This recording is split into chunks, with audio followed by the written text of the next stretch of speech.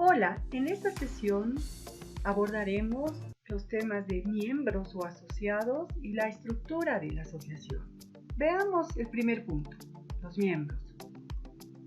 Los miembros se definen como cualquier persona, natural o jurídica, con fines lucrativos o sin fines de lucro, que tiene derecho a crear e incorporarse a entidades asociativas.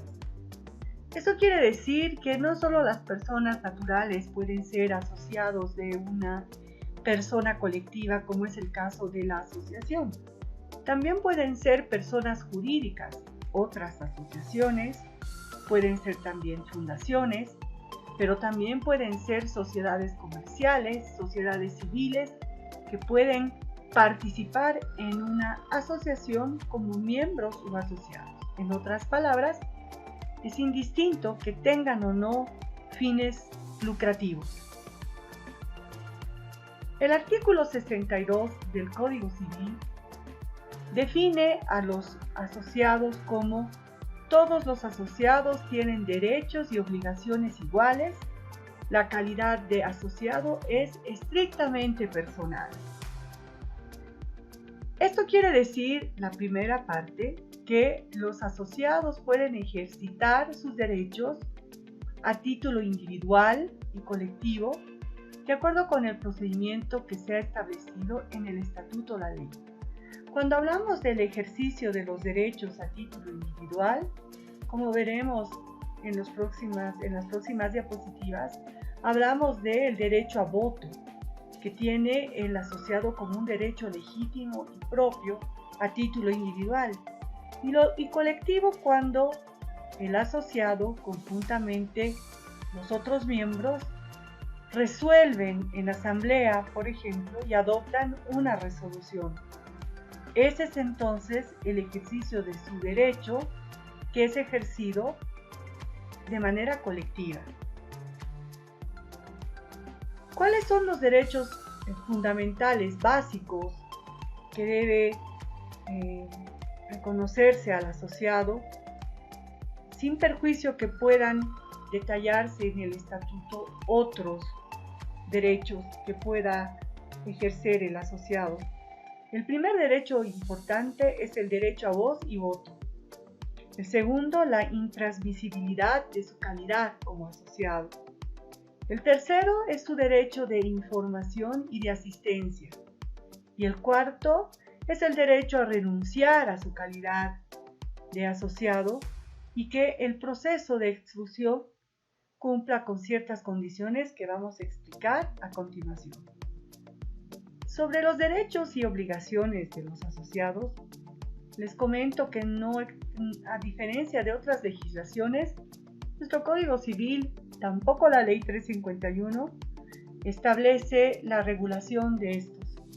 Esto tiene de alguna manera una ventaja, porque permite que los estatutos tengan cierta flexibilidad en su contenido y sean los propios asociados los que definan qué derechos van a ser expresamente reconocidos en su contenido. Estos 4 derechos que los mencionamos han sido rescatados de la doctrina como derechos principales que no pueden ser desconocidos. Son derechos propios de los asociados, porque es a través de estos que se ejerce efectivamente la libertad de asociación. Veamos cada uno de ellos. El derecho a voz y voto. ¿Qué quiere decir? El asociado tiene derecho a expresar libremente sus opiniones sobre temas vinculados a las actividades de la asociación. El asociado tiene por eso derecho a voz, a manifestar sus acuerdos como también sus disidencias. Y tiene derecho a voto. Este voto se ejerce en asamblea. Como verán, este derecho permite que el asociado tenga una participación activa en la asociación.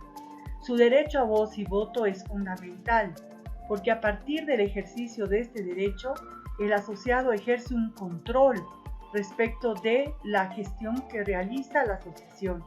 Es a través de este derecho que se genera un vínculo entre el asociado y la asociación, porque el asociado, a través del ejercicio de su voz, podrá generar espacios de crítica, de discusión, de aporte, de construcción, y a través de su voto podrá materializarse las decisiones en las que este asociado participe. Sigamos con el derecho de voz y voto. Cuando la norma del Código Civil señala que tienen los asociados derechos iguales, significa que cada asociado tiene derecho a un voto. Todos son tratados bajo el principio de igualdad y en una asociación no puede plantearse la discriminación estableciéndose, por ejemplo, estatus de asociados o distintas maneras de votación. En la asociación esto no es permitido por la norma común contenida en el Código Civil. El asociado puede ser representado en la Asamblea General y esto debe estar regulado expresamente en el estatuto.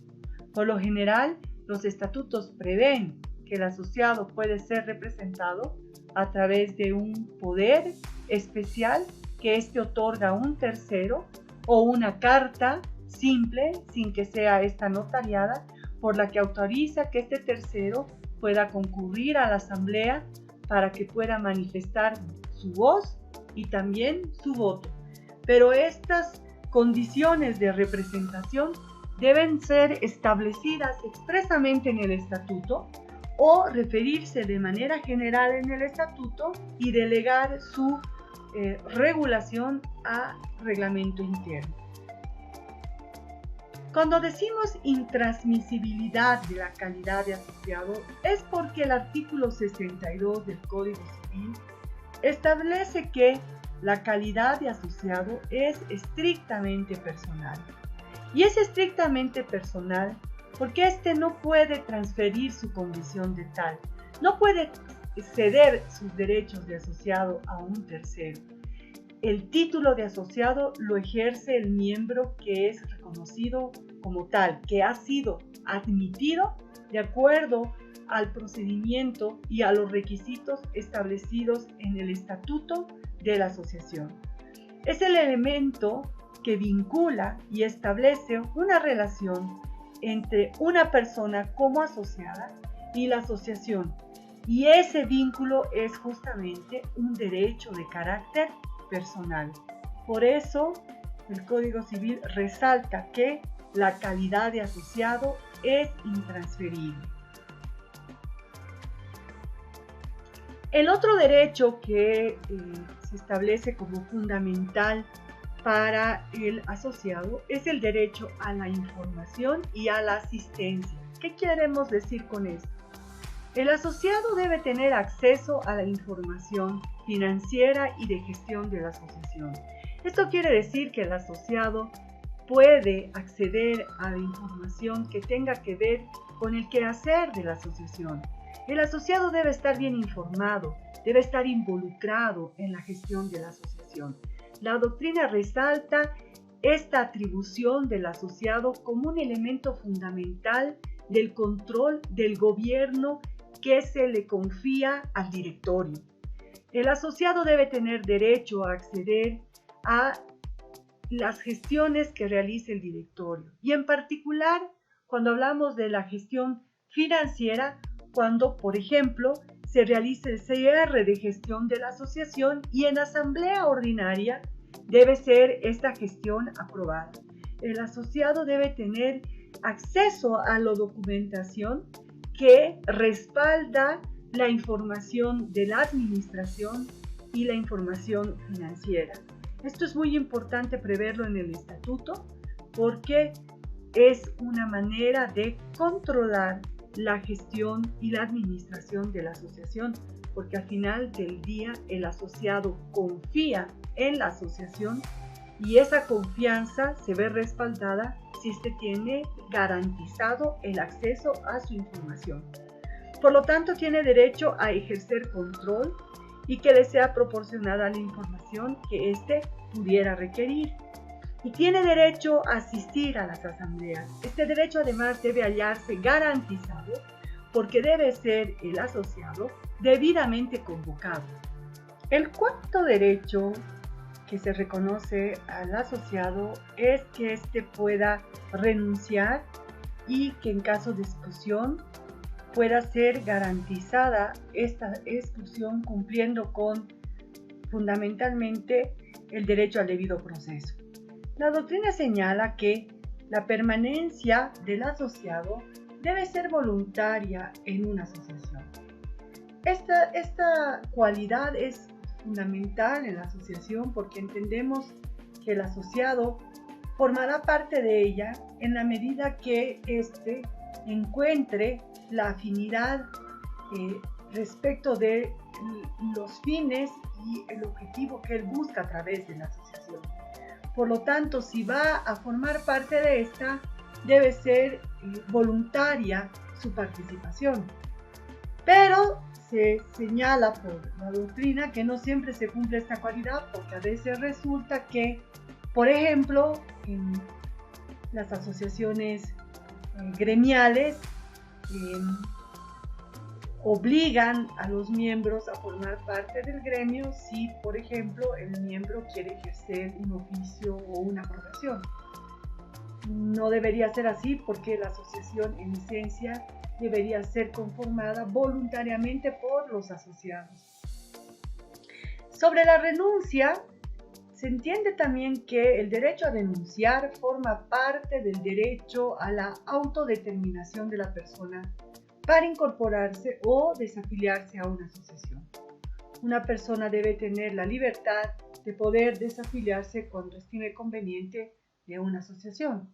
Por supuesto que si el asociado tuviere obligaciones pendientes con la asociación, estas deberán ser cumplidas, pero estas situaciones deberían estar previstas en el estatuto o en el reglamento interno para que el asociado tenga la información y la seguridad jurídica de saber los efectos que conlleva su renuncia. Entendemos que cuando un asociado renuncia, se extinguen los derechos y obligaciones que le correspondían a partir de la fecha que se presenta su renuncia. Por eso es importante prever situaciones en las que se mantengan obligaciones pendientes de cumplimiento por parte del asociado. Importante también considerar que en caso de renuncia del asociado y que una de las obligaciones hubiera sido, por ejemplo, que éste aportara a la asociación para su autosostenimiento, estas aportaciones no serán devueltas al asociado porque a diferencia de una sociedad comercial donde el socio o el accionista puede solicitar la devolución de sus aportes, no es el caso en una asociación cuya naturaleza es justamente sin fines de lucro. Los aportes que se hubieran realizado durante su participación como asociado conforman el patrimonio de la asociación y como veíamos en los atributos de la persona colectiva, uno de los atributos justamente es el patrimonio de la asociación que es diferente del patrimonio individual de los asociados. Las causales de exclusión son un tema muy delicado en la asociación, porque deben establecerse expresamente en el estatuto a fin de cautelar los derechos fundamentales de los asociados. Los asociados deben tener la claridad de las causas por las que estos pueden ser excluidos de la asociación. Han habido precedentes constitucionales sobre la transgresión a este derecho.